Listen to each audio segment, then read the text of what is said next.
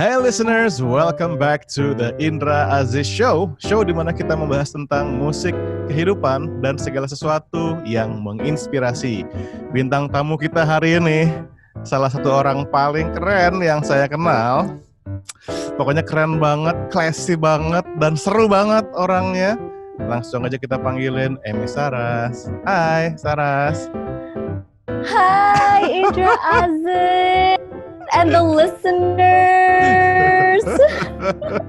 Apa kabar, Sar? Baik. Ya dibaik-baikin aja. Baik-baikin ya ampun. Gua Trying kangen. to survive. Trying to survive, asli sih. Gue dari kemarin ngobrol sama orang-orang juga, semua jawabannya trying to survive. Well, you seem you're surviving, right? Yeah, How are you? Apa kabar sih? I'm good. Dan gue sangat-sangat seneng ngobrol sama lo, sama teman-teman yang lain juga. Jadi let's ngobrol. Let's ngobrol. All we can do is right now is talk to someone lah ya. Gak bisa salaman, gak bisa hug, gak bisa kissing, gak bisa tos aja gak bisa. Yes, so it's like yes. Virtual and ceritanya kita di kafe mana gitu ya. Betul, atau anggap aja kita lagi di kafe mana. Kafe mana atau enggak lagi nunggu cek sound. Lagi nunggu cek sound buat gig tahun baru. Bakal ada nggak ya tahun baruan, Sar? Kira-kira kayaknya enggak ya. Aduh. Ya kalau misalnya bisa sih distant aja ya, kayak social distancing. Jadi memang musiciannya social distancing, audiensnya social distancing juga kan. Betul. So sad. Oh man, gila nih tahun teraneh ya. Tapi ya nggak apa. Kita harus menikmati dan kita harus ajak listeners juga menikmati. Obrolan kita hari ini. Betul. Yang pasti Sar, gue banyak nih mau bertanya sama lo seputar musik, musiknya The Spouse juga tentang The Lady Who, formerly The Lady Who Swing, tapi sekarang swings ya, sekarang The Lady Who Sings gitu ya. Yes. Oke, tapi sebelumnya. Kenapa? Tapi because apa? Because all we need is just to sing everything now. Oh yes, baby. Yep. Nah, ngomong-ngomong gitu ya, lo ini terakhir itu gue dengar lagu lo itu adalah di Perempuan Tanah Jahanam ya. Sebelumnya kan lo ada yang bareng The Spouse tuh harusnya dari Copy of My Mind ya, Sar ya? Copy of My Mind itu terbentuknya justru The Spouse pertama kali kita. The Spouse pertama kali ya? Oke. Iya, itu lagunya One Moonlit Night yang pertama kali itu end credit songnya Copy of My Mind. Dan dari situ ya kebetulan tuh yang ngasih namanya Bambi Gusti Sore gitu kan karena jadi waktu itu kan kayak berdua gue sama Tony kalian kan suami istri kenapa nggak bikin aja sekalian gitu The Spouse ya udah jadinya nempel terus tapi memang khusus untuk film soundtrack. Jadi kita bikin musiknya nunggu filmnya dulu, nunggu skripnya. Kan beberapa lagu soalnya yang nulis kan Bang Joko Anwar. Yes. Musiknya Tony, collaborate with him, music and lyric. Jadi nggak kita bikin lagunya dulu terus untuk filmnya. Jadi filmnya tentang apa ceritanya dan baru. Gitu. Seru banget sih. Tapi emang sebetulnya kalau menurut gue ya, nama The Spouse tuh ada apanya ya? Ada kualitas misteriusnya sih. Gue gak tahu dari mana. Laki gue kayaknya yang lebih laki gue mah misterius sih dia. Mungkin ya. Iya. Tapi mungkin jadi misterius ada di dia. Misterius ada di dia ya. Tapi mungkin juga salah satu lagu yang paling meledak itu kan dari Pengabdi Setan ya. Kan Copy of My Mind itu 2015, Pengabdi Setan 2017 dong, ya kan? Alhamdulillah itu ya kelam malam nggak nyangka. Itu gila loh, itu fenomenal banget ya. Itu I think that's like the most effortless song, like no expectation whatsoever karena memang ya sebenarnya dari ke setiap ngisi soundtrack memang we didn't expect anything gitu. I didn't expect anything waktu zaman masih kayak belum The Spouse and then The Spouse like just hey why not kayak the other side of me gitu kan. Jadi memang musik-musik seleranya dari Tony, terus selera musik gue kita pertemukan, terus ke 60-an, 50-an Indonesia lama, ke 60-an, a little bit of French European music itu, ya udah kita kebetulan suka sama-sama era itu, ketemu di situ ya. So but and then yang kelama-lama it's just ya udah emang it's nggak nyangka aja sih bakal wow, like it was like booming and then positive responnya gitu. So thank you so much for that. Tapi menarik deh. Itu proses penulisannya gimana waktu itu? Maksud gue apa yang kalian lewatkan untuk bisa mendapatkan soalnya soundnya, melodinya itu kayak udah deh benar-benar klop banget sama tema keseluruhan gitu loh. Indah tapi bikin merinding. Tapi boleh nggak cerita sedikit? Merindingnya itu nggak sengaja, Nggak sengaja ya, oke. Nggak sengaja. Makasih ya kalau dibikin merinding.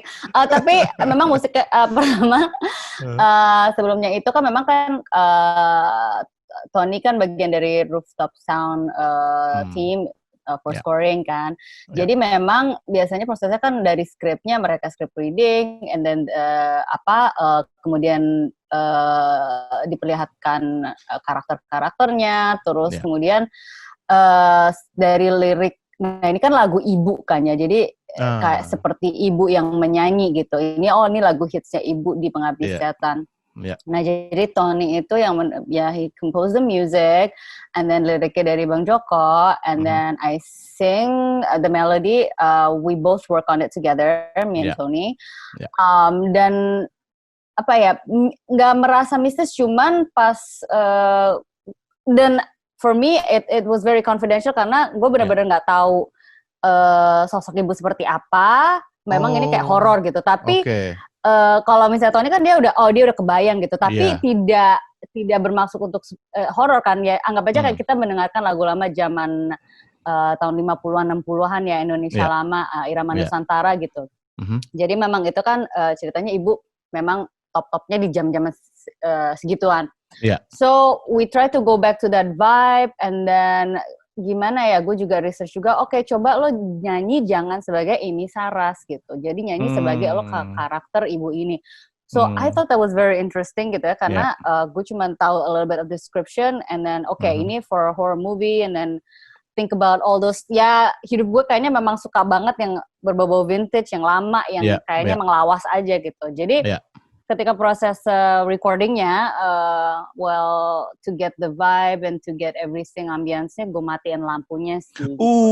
Oke.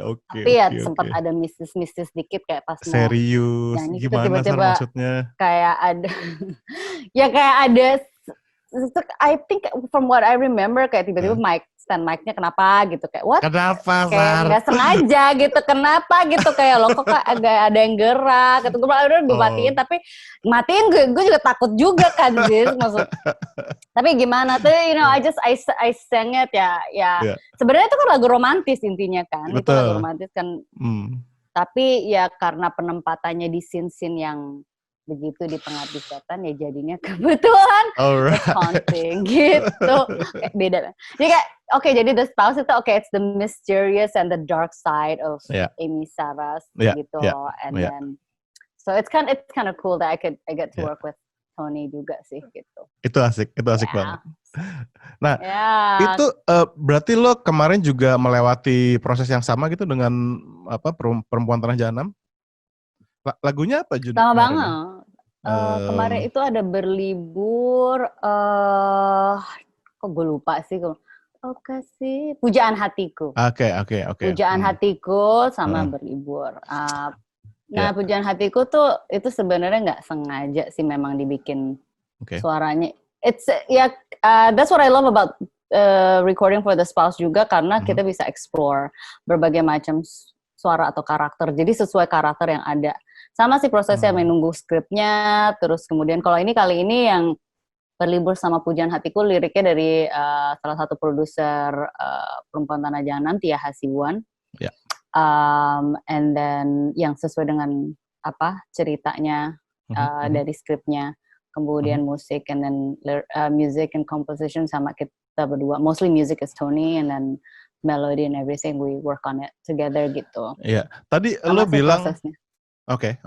Tadi lo sempat bilang kalau The Spouse itu adalah sisi yang ini dari Amy Saras ya. Memangnya sisi yang itu Amy Saras tuh yang kayak gimana sih, Sar?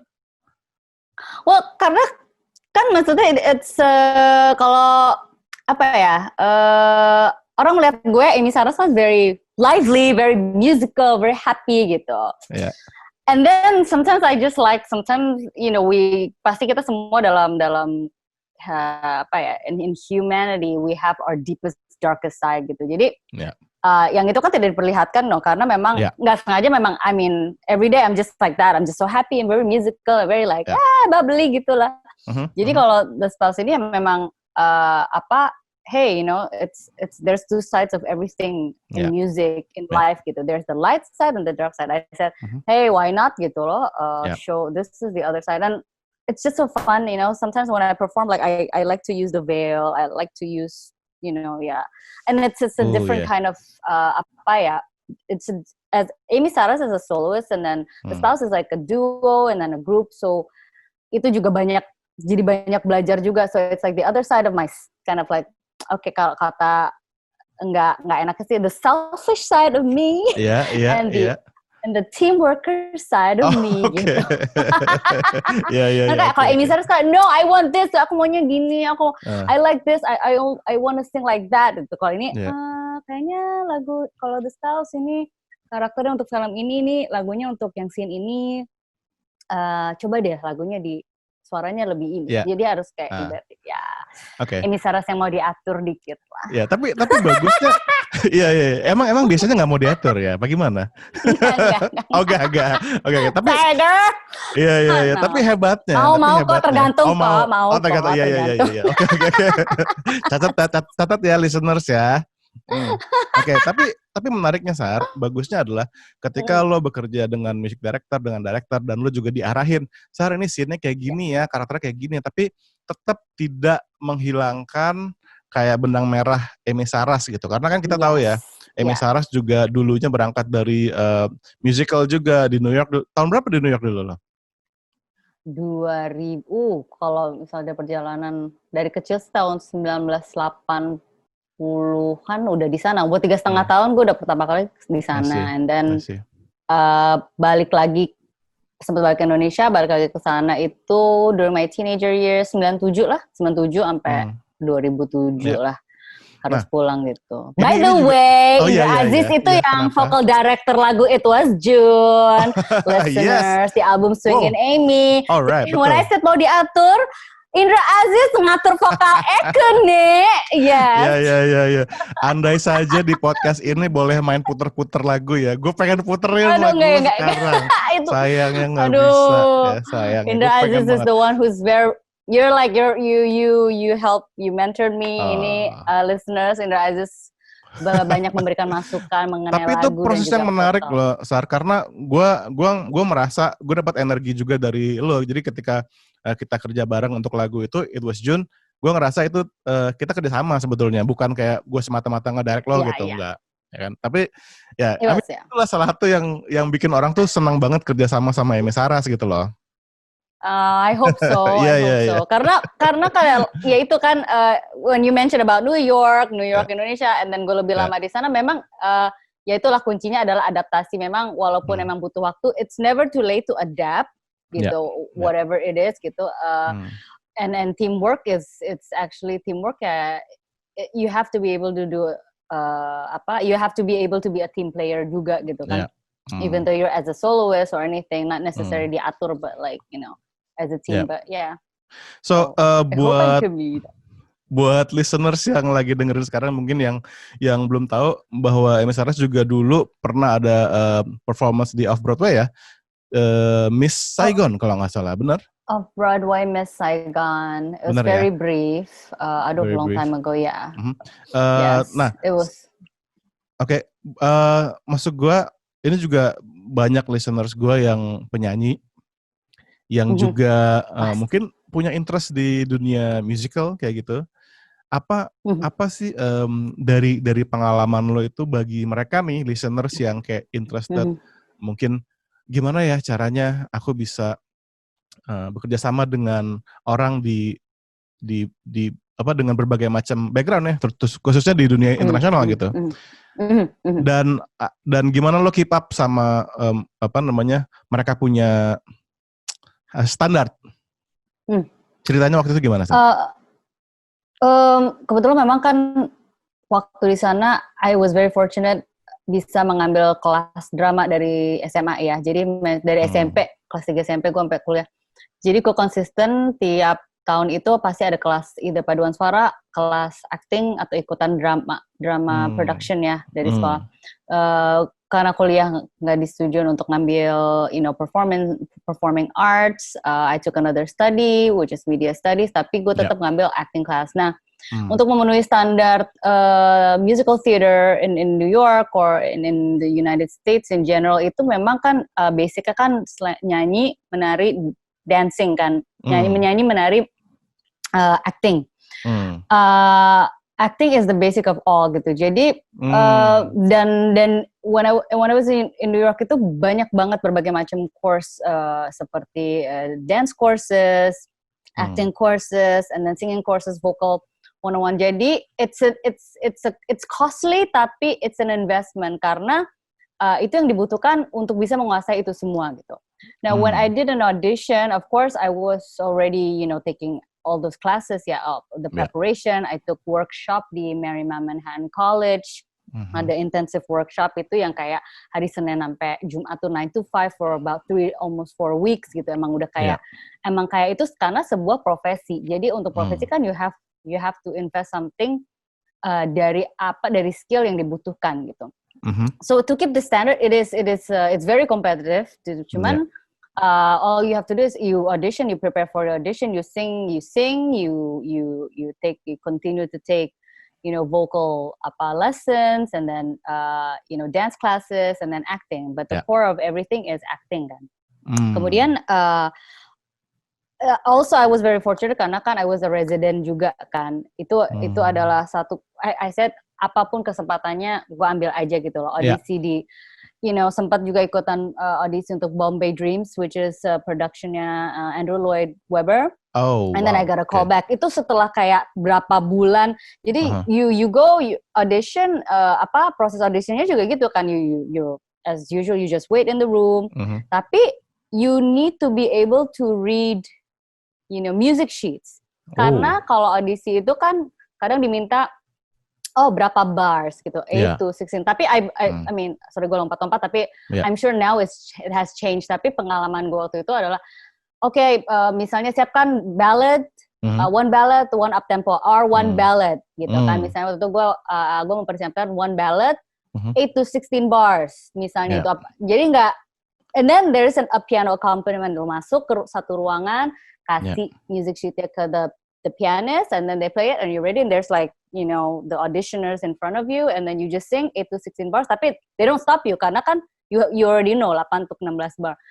Singing audition, and after that, you wait until a callback. When you get a callback, it could be singing, and then it could be for the dancing. And then baru actingnya. Aduh, it's like, berat ya. Pusing aja. Iya, jadi harus triple threat ya. Istilahnya gitu ya. Well, tapi ada kategorinya juga kayak there is singer-dancer, singer who moves well. Nah, gue selalu mengkategorikan as long as we know how to dance to the beat, mungkin movementnya nggak sesempurna dancer gitu ya. Karena so there's a singer-dancer, singer who moves well, and then yang the most challenging yaitu ensemble-nya, the ensemble team, karena mereka lebih triple threat karena mereka harus bisa dance paling benar. You have to be able to dance, sing, and act gitu. Jadi singer who moves well aja. Gimana lo membandingkan waktu lo ngalamin produksi di sana ya dengan waktu lo di On Rock? How do you compare? Maksudnya kayak gimana kedua itu? Apakah totally berbeda? Apakah kultur kerjanya atau apanya? I mean kalau comparison obviously it's a different industry ya karena itu baru benar-benar berkembangnya banget tuh tahun 2010 ya, I believe it 2010 lagi benar-benar berkembangnya industri musikal di Indonesia kalau gue perhatikan. Itu salah satu yang bisa dibilang pioneer ya. Yeah, one of that on rock musikal dan juga ada juga waktu itu Gita Cinta ya. Gita Cinta the musical juga ada. But what's so interesting about on rock musikal adalah yang menyutradarai adalah seorang sutradara film menyutradarai teater musikal gitu. So it was I think that hits me very interesting. Wah, what's going to happen ya gitu untuk ini. Untuk obviously working culture pasti karena gue baru berapa 3 tahun balik dari New York, so it was a very gue menganggap everything itu adalah sesuatu yang profesional. Well, di sini sometimes you can get a little bit laid back, tapi tetap aja sih karena koreografernya adalah Mas Eko Suprianto itu oh my god, it was like wah itu itu standar internasional. Udah nari buat Madonna pasti udah standar internasional. Jadi emang It was very professional sih, towards the end. It's mengikuti schedule semuanya. It took a long time, nggak last minute. So I felt like it was itu more than 3 months gitu, mulai dari pembedahan skrip, actingnya dan nyanyi, terus ke koreo.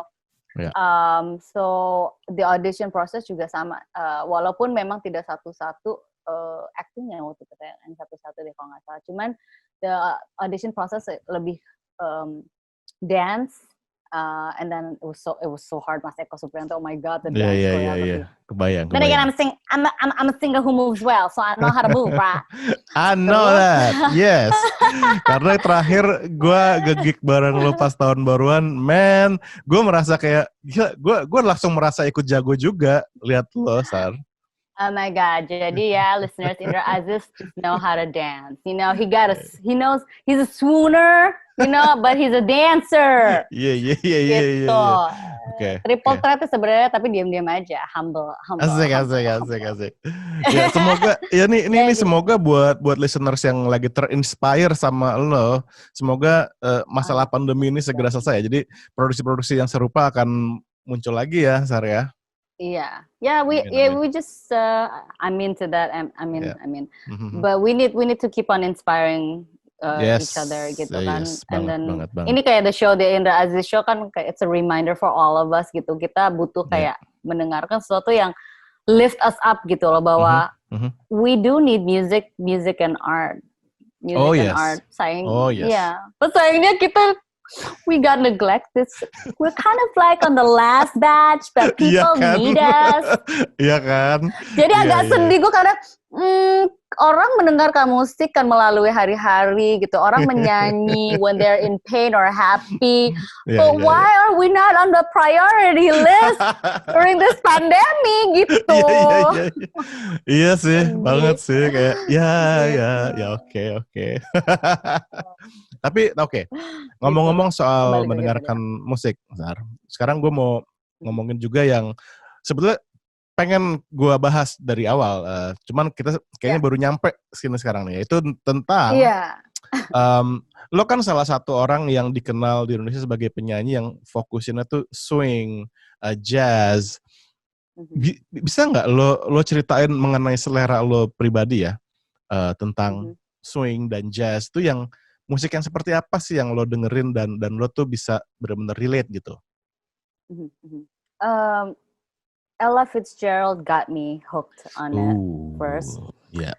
Because I cannot scat listeners, so I just do boop-boop-be-doo like Marilyn Monroe. Yeah. Tapi Ella Fitzgerald got me hooked obviously back in high school gitu, lagi jalan-jalan satu hari, you know, to a record store, and then you know, I just took her album and then I'm like, you know, kok gue sering banget ya denger Ella Fitzgerald. Who is this Ella Fitzgerald gitu. But before that in high school memang gue sudah terekspos ke yang namanya big band music. So I was actually in a big band back then. Sama gue, I think I was the only anak SMA. I was one of those like rebellious anak SMA, terus tiba-tiba diajak sama anak kuliahan Queen's College jadi masuk big bandnya. So I think dari situ sebenarnya gue udah suka gitu kan. Kalau mundur lagi, what got me hooked ya gara-gara lagu waktu itu filmnya Roger Rabbit. Terus ada Jessica Rabbit, terus dia nyanyi. Serius? You had plenty money, Oh my God. 22. Okay. Wow. Itu kan, terus gue, and then I go fast forward, I'm like, I keep on listening to that song, and I'm like, dude, ternyata it's Peggy Lee. So Ella Fitzgerald. Oh man, okay. You got me hooked on jazz. Yeah. If you go back again, how it influenced me how, perform any kind of song, but with that kind of style, it's Judy Garland when I was only like 5 years old, going on Wizard of Oz. So again, it's those three females, Ella Fitzgerald, Peggy Lee, Judy Garland, they got me everything and made me who I am, and I hold on to them whenever I perform. Yeah. Yang pasti selain musiknya, gue juga merasa lo bisa juga relate dengan the style, kayak dari fashion, dari yang lo bilang you love everything vintage gitu. Yeah. Why? Apa yang membuat lo tuh terinspirasi sama hal-hal yang vintage, dari baju sampai semua gitu? Maybe I am someone very different. I don't know. Maybe I'm just apa ya? Ya, pertama sih bibir mer ya. Maksudnya kok bibir mer. Bibir merknya selalu seru pakai lipstick merah terus zaman itu. I have to say, I guess ya itu dia, karena mungkin kan gue waktu SMA kan memang sempet orang tua udah balik duluan ya. Jadi I explore myself so much when I was like 16, 16, 17 gitu. Emang gue kok I feel like gue bukan a t-shirt jeans kind of girl ya gitu. One day I don't know, I just random gue pengen bikin baju yang ala zaman dulu gitu, belum tahu vintage waktu itu.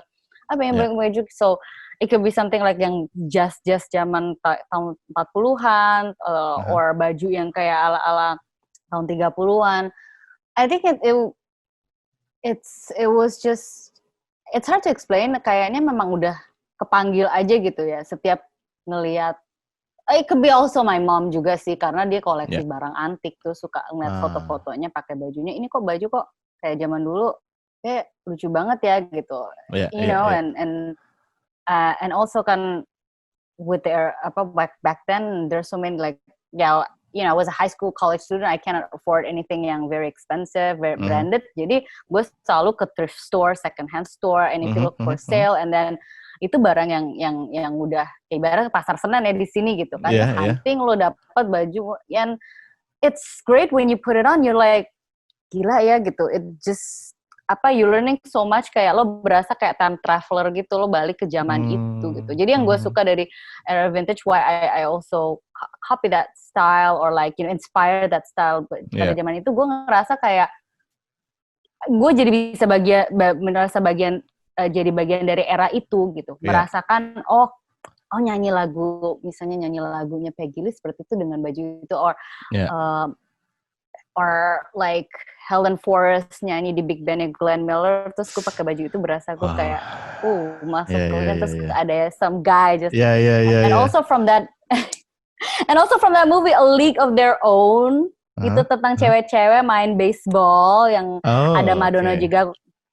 So Madonna was also an inspiration for me too, obviously for the modern one. Jadi gara-gara itu gue juga kayaknya ngeliat film itu, gila ya, ada yang bagian swing dance gitu, terus kayak baju-bajunya tuh kayak dressnya tuh cuttingnya, aduh gimana kalau udah ngomongin cutting fashion, it's just so different. So it's like, I felt like I'm not alone, and I finally found my character aja gitu loh.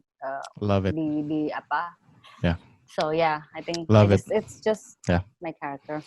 Love it. Nah ini juga buat listeners, semoga bisa mendapatkan inspirasi dari ini ya, karena gue juga merasa bahwa musik itu bukan cuman di mulut doang gitu ya, Sari. I mean, you have to live the music gitu kan, dan salah satunya adalah dengan gimana lo nge-treat diri lo sendiri. Ini bukan cuma masalah fashion juga gitu. but how you treat and you know how you express yourself lewat segala macam. Kayak gue kemarin baru nonton di Netflix dokumenter tentang Miles Davis, ya kan? Dan iya kan, dan dia gila sih. Maksud gue kalau lihat dari film itu juga gimana dia geniusnya dia dan gimana dia mentreat, walaupun ya mungkin banyak hal-hal yang konotasinya negatif ya. Cuman dia tuh flamboyan banget dan segala macam. Kayak ya it's just part of the lifestyle. Nah, tapi gue mau nanya, mungkin nggak kita melihat Amy Saras atau the Spouse di masa depan tiba-tiba keluarin lagu yang pop mainstream gitu? Lo melihat kemungkinan itu nggak sih sekarang? Kalau The Spouse, kayaknya emang The Spouse kan memang tergantung film. Tergantung film, oke. Itu film. But Amy Saras, that's why I call myself the lady who sings now. Yeah. I think now I'm more open to music. Okay. Maybe I mean, I wouldn't necessarily bilang itu adalah pop or mainstream, tapi lebih ke suara gue masuk nggak ke lagu itu gitu loh. Karena what if gitu kan gitu. Hey listeners out there, ada yang mau producein gue kali ya.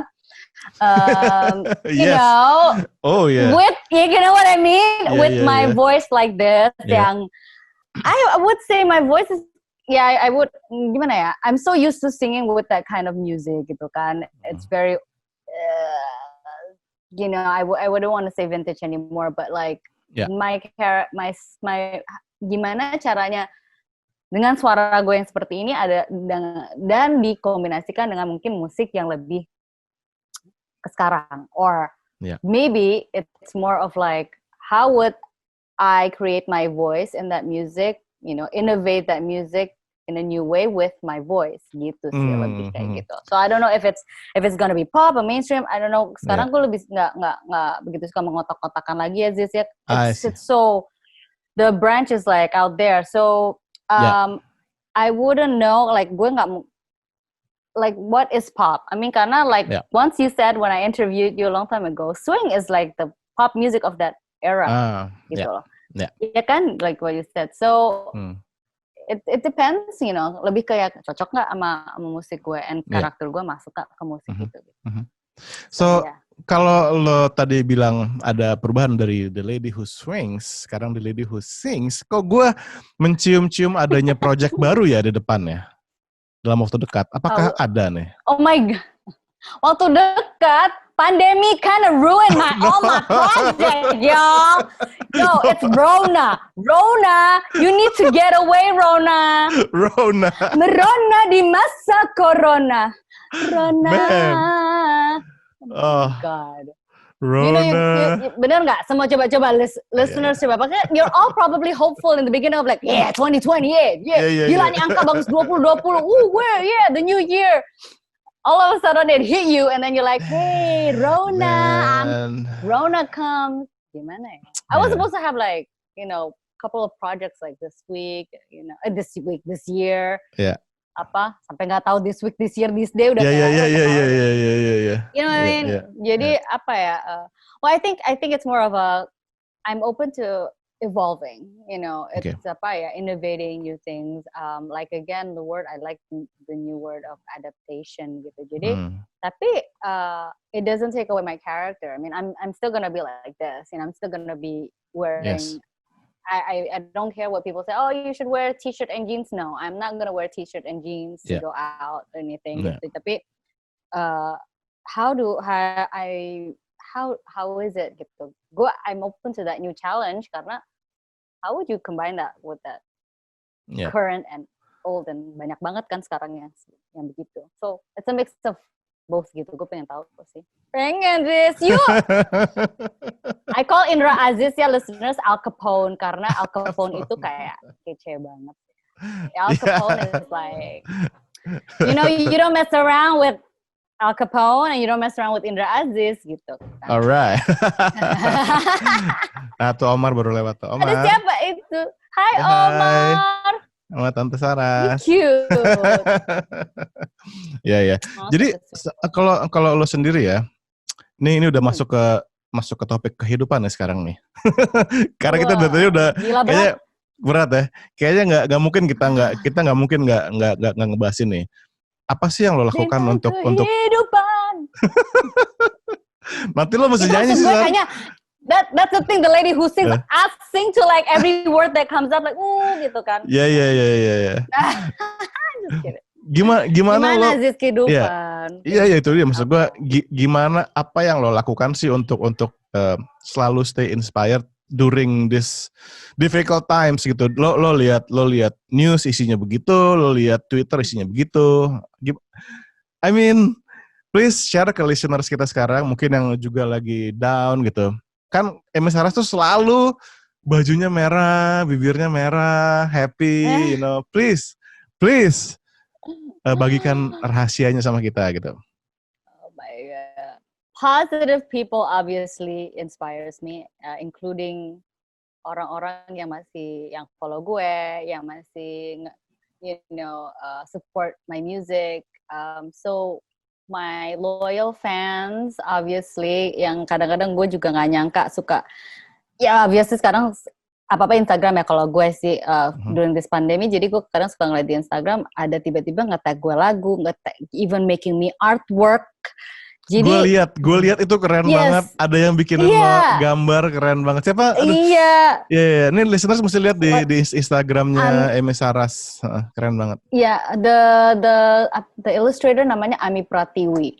Yeah. So all of these people, these followers yang that I don't know but they somehow reach to me, they inspire me and get me going gitu loh. When at the end we just inspire each other, but the positive people which is like itu orang-orang positif yang tiba-tiba nge-tag gue lagu gue or making artwork yang ternyata she's studying about painting, she's studying about art gitu. Jadi gue kayak gila di masa ini yang oh my God, they got me going. Like you're like, oh my God, what did I do? Did I serve a purpose in life? No, you always have a purpose gitu loh. Karena there's always somebody out there di sana yang memang butuh inspirasi dari lo gitu. Dan sama juga we need inspiration from people. Yeah.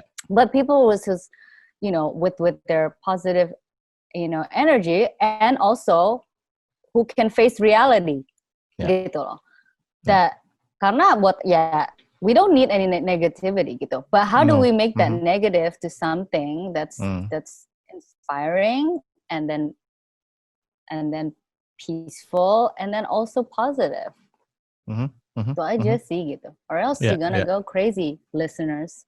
Yes, bener banget.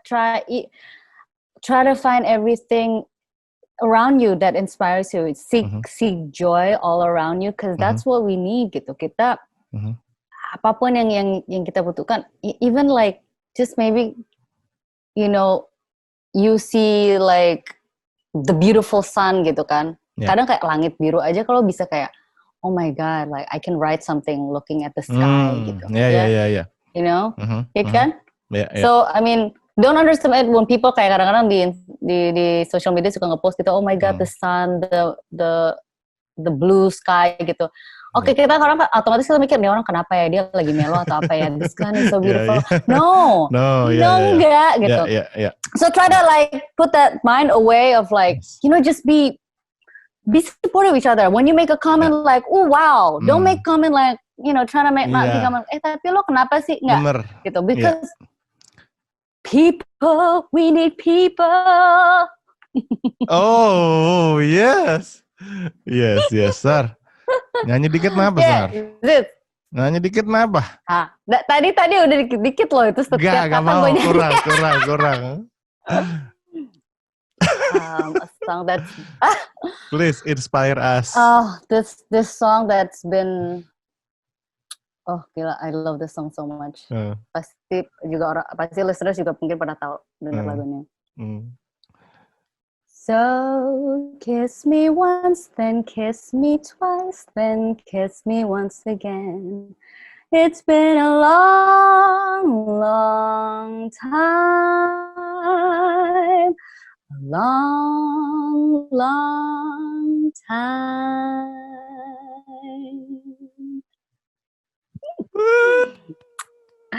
I love love that song so much. Yeah, it's been a long time, right? Oh my God. Gue gak suka sih cara lo menggantungkan gue gitu. Oke, gimana ya? Aduh. Gue liat lirik dulu. Gue tapi itu lagunya itu gila lagunya. Aduh ya, aduh. Gue lagi. Oh yes. Dia berhenti. Gitu ya. Gak bisa. Emang harus begitu.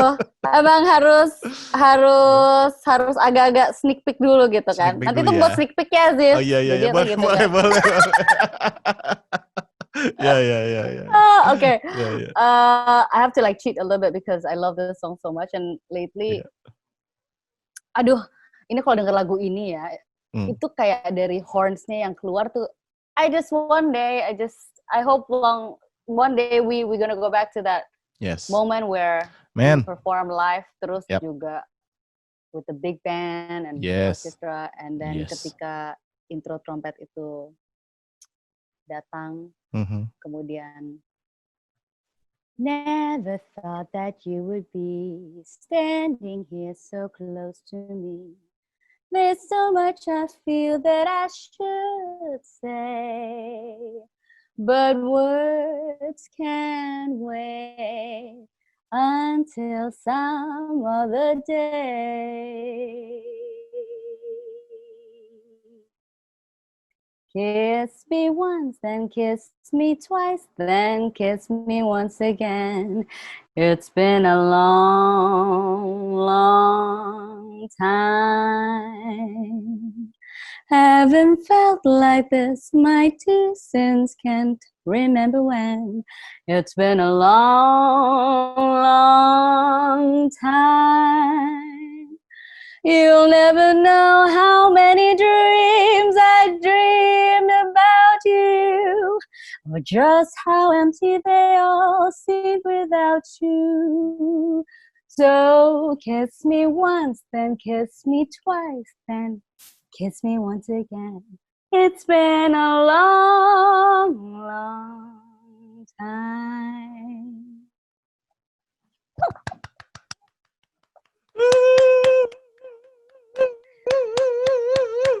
I love it. Thank you. Tunggu, ini durasi tepuk tangannya nggak bisa cuma 1 menit, harus minimal. Aduh, apa sih? 17 menit.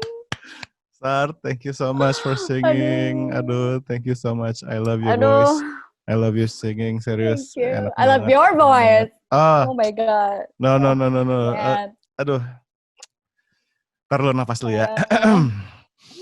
Aduh, Kangen ya kita main nyanyi beneran ya sama yang ngiringin. Aduh, yang ini ngiringin mana ini hornsnya terus, and then you just like. But yeah. Listeners, hopefully you love that song, because I love that song, not because of the movie, but I've for a long time. Aduh, ya gitu lagi. Aduh. Thank you banget, Sar. Thank you for having me. Aduh. Iya, ini. Gila. Aduh. Ya udah, nanti mungkin kita lanjutin obrolannya di offline aja. Karena karena sekali lagi terpaksa waktu juga yang harus memisahkan kita, karena ya. Betul. Nanti durasi podcastnya. Tapi hari ini gue banyak banget belajar dari time after time. Oh man. Gue tertegun dulu bentar ya. And time after time. Gimana sih? Lagi. Itu aja tadi satu lagu. Udah. Gue tahu lo pengen, Sar. Oh, I posted it on my, I don't know. But this I meant it. We'll meet again. Don't know when, don't know where, but we know we'll meet again some sunny day. We'll meet again, guys. We'll meet again, listeners. That's it. We have to meet again. Yeah, we'll meet again. We'll meet again. I kind of twist the lyric a little bit because we'll meet again, Aziz. Thank you. Oh my God. The Indra Aziz show. Aduh. Nggak, barusan sebenarnya bukan bisa lebih dari enggak. Barusan bisa lebih dari 40 menit. No, barusan The Amy Saras Show. Yeah, thank you so much. Aziz nyanyi dong. You do it with me. Nggak perlu. Setelah lo nyanyi kayak tadi, mendingan gue diam aja deh. Gue menikmati aja. Tapi ya hari ini gue thank you banget. Gue banyak dapat inspirasi dari lo. Waktu lo cerita banyak hal tentang proses bikin musik buat film, The Spouse, musik lo pribadi sebagai Amy Saras, dan juga pengalaman lo di masa remaja bekerja di musical dan juga on rock tuh salah satu maksudnya buat banyak orang salah satu pengalaman hidup yang tak terlupakan ya. Buat lo sendiri gimana tuh? Begitukah? Wah, itu benar-benar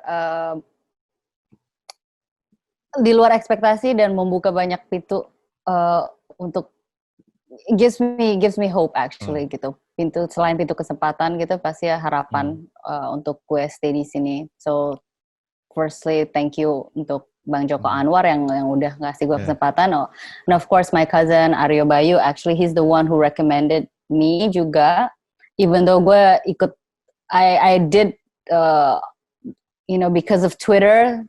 If I didn't follow Twitter, kayaknya gue nggak bakal. Oh gitu. Ya, itu it was an open audition. Okay. Itu open audition banget. Yeah. Itu nggak yang kayak ini ada bintang nih, Amy Saras nih, siapa? Who the hell is she gitu? Audition ya. No. Oke. Audition. You know what? Lo harus kasih saran ke I don't know, Joko Anwar mungkin bikin Zoom reunion. Oh my God. That would be gila itu reunion? Bacain ngumpulin semuanya. Dialog kan gila ya. Oh my God, gila ya. Ya ini mudah-mudahan didengar nanti, I'll tag him ya. Cuman ya it was great. It was very kayak melancholic tuh jadinya nih. Karena ya, thank you juga Saras, lo udah ngasih kata-kata yang menginspire listeners kita untuk stay positive juga during this I hate the word pandemi corona. I hate it. Hate it. But it's also that because we hate it, what I can say to the listeners is like if you can't control the situation, don't let it control you. Itu aja sih. I love it. Dan gue akan meninggalkan para listeners terakhir mendengarkan kalimat itu tadi. Love it, absolutely beautiful. Yes, thank you so much Amy Saras untuk join podcast ini. Dan pasti ini bukan yang terakhir loh. Kita akan ketemu lagi di jangan sampai dong. Jangan ya. Mudah-mudahan listeners betah ya. Betah banget lah, asli deh. Yes, buat listeners yang udah tune in, thank you so much udah dengerin kita berdua ngobrol. Semoga kalian semua terinspirasi. Follow podcast ini di Spotify, di YouTube Indra Aziz, di Google Podcast, Apple Podcast. Dan yaudah, seperti biasa, semoga harimu menyenangkan. Thank you Amy Saras. Dadah. Thank you. Bye.